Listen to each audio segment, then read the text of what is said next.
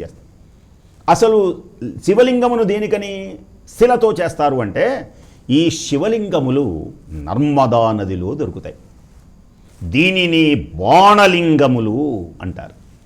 నర్మదా నదిలో, ఆ నర్మదా నదిలో నుంచి ధళం ధళం ధళం అని దూకుతుంటే అక్కడ శబ్దం పెడితే హర హర హర హర హర హర హర అని వినపడుతూ ఉంటాయి. దళదళ దళదళ హర హర హర హర. మన గొట్టంలో మన నీళ్లు ఉంటాయి చూడండి, గొడ గొడ గొడ గొడ అని వినిపిస్తాయి ఇవి. అక్కడ అలా కాదు, హర హర హర హర. గండకీ నదిలో సాలగ్రామములు ఉంటాయి. గండకీ నదిలో అవేమంటాయి? నారాయణ నారాయణ నారాయణ. సాలగ్రామములు విష్ణు స్వరూపంగా, ఈ నర్మదా నదిలో దొరికేటువంటి ఈ శిలలు శివస్వరూపంగా భావిస్తారు. అందుకని అక్కడి నుంచి తెచ్చుకున్నటువంటి శిలాప్రతిమలను పూజ చేస్తారు కొందరు.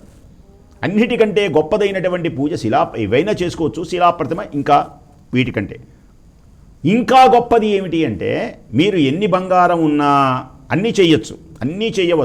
మళ్ళీ చెప్తున్నాను, పార్థివలింగ పూజ అప్పుడప్పుడైనా ఇంట్లో చేయించుకోవాలి. మహాలింగార్చన అంటారు దీన్ని. పార్థివలింగ పూజ నాకు ఇష్టం అన్నాడు మహానుభావుడు పరమేశ్వరుడు. పార్థివలింగ పూజ అంటే ఏంటి అర్థం? పుట్టమట్టి తీసుకొని వచ్చి దాన్ని శివలింగాలు చేసి దాన్ని పేరుస్తారు. మహాప్రస్థానం దివ్యమైనటువంటి చేస్తే ఆ పార్థివలింగ పూజ చేస్తారు.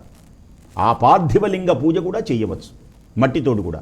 అసలు కొందరైతే రోజు అసలు ఇవన్నీ లేవు, ఈ లోహాలతోనే అవసరంలే, ఒక అలా పుట్టమట్టిని తీసుకొని వచ్చి అరచేతిలోనే పెట్టుకొని, ఒకవేళ నీకు ఇల్లు ఖాళీ లేకపోతే, నీకు కుదరకపోతే, ఏ నది ఒడ్డు నువ్వు ఎక్కడైతే స్నానం చేస్తున్నావో, నువ్వు అరణ్యంలో ఉన్నా, దోవమార్గంలో ఉన్నా, ఎక్కడ ఉన్నా, ఒక్క శివలింగం అలా తీసుకొని వచ్చి ఓం నమ శివాయ ఓం నమ శివాయ 5 సార్లు అలా నీళ్లు గనక పోసి ఆ శివలింగమును, ఆ మట్టితో ఉన్నటువంటి శివలింగాన్ని పూజ చేసినా పరమేశ్వరుడు ఆనందిస్తాడు.